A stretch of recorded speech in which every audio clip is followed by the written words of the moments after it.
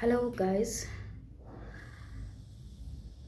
happy Bhogali Bihu আপোনালোকৰ সকলোলৈকে মোৰ ফালৰ পৰা শুভেচ্ছা থাকিল। আৰু মই আজি 1 তাৰিখ, আমাৰ অসমৰ মতেতো 1 তাৰিখ, ইয়াত কি কয় মানে আজি মানুহ বিহু, আজি ভোগালী বিহু মানে মাঘৰ বিহু আজি।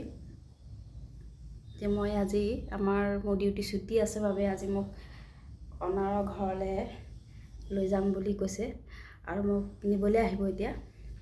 কিন্তু মই ৰেডি হৈ আছোঁ। তেওঁ ঘৰত কিবা পূজা পাতিছে আৰু মোক কৈছে তুমি ওলাই ৰেডি হৈ থাকিবা। মই ওলাই ৰেডি হৈ আছোঁ আৰু তেওঁ মোক ফোন কৰিব, নিবলৈ আহিব মোৰ ওচৰলৈকে। মই তেওঁৰ ঘৰত আজি প্ৰথমবাৰ যাম। তেওঁলোকে কয় যে তোমাক মই এনেকুৱা এটা দিনত নিম যিটো দিনত কিবা এটা উৎসৱ হ'ব।